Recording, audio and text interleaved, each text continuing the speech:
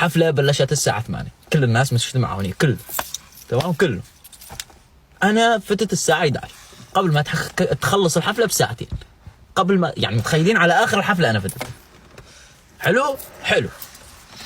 اول ما فتت اخذنا الاسوارات تبع الدخوليه، رحت قعدت على طاولتي. اجى صاحبي قال لي مشي نشرب سيجاره، قلت له امرك. مشينا نشرب سيجاره وانا على الكوريدور. انت اللي جيت قلت لي جوز قال لي في تمار عم تزعق. ما كان بدي اذكر الاسم يا زلمه، ما كان بدي اذكر الاسم. ناديت لك مشان تفزع لها لانه واثق بدك تفزع لها.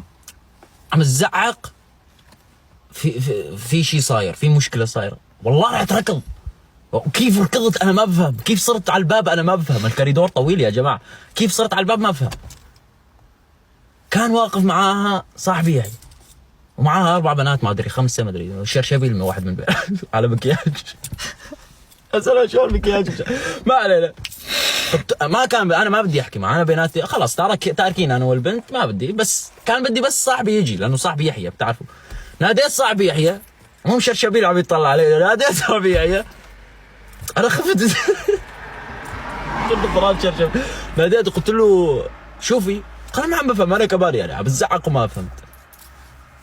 ما كان بدي يعني، انا قلبي من جوا محروق، بدي افهم شو القصه بس ما بدي اروح احكي، ما بدي اروح احكي معه. خلاص الشغله صارت كرامه، صفت كرامه يعني، ربحت كرامتي. بس المهم كانوا عم يزعقوا لحد الان انا واقف واقف بس بدي حدا يفهمني الموضوع شو هو، ما حدا بيفهمني.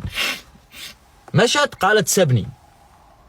لما قالت سبني انا هون كيف ركضت لعنده، كيف رحت لعنده، كيف عيوني صاروا حمر. رحت قلت له مين، بس قولي لي مين هو، ما بدي افهم الموضوع، قولي لي اسم، اعطيني اسم، اعطيني اسم. طلع علي هيك ومشت عم تمشي ولا عم تطلع. انا وقفت هيك، ظليت انا انصدمت من ردة الفعل، بس رغم هيك قلت يا ولد كبر عقلك. كبرت عقلي. طلعوا لبرا، اجى واحد وفهمني السيره انه صاحب الحفله طاردون.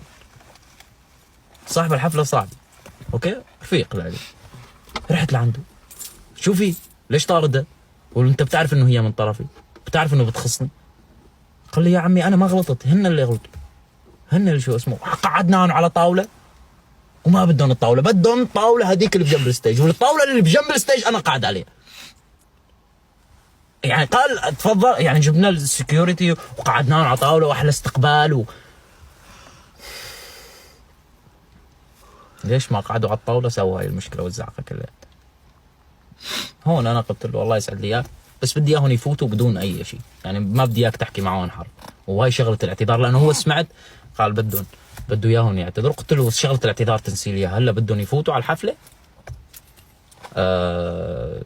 خلص يعني يقعدوا على الطاوله وما في شيء ولا كانه صاير شيء ولا حدا يوجه لهم اي رساله.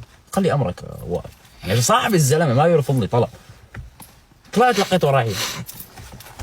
سلامة فهمكم.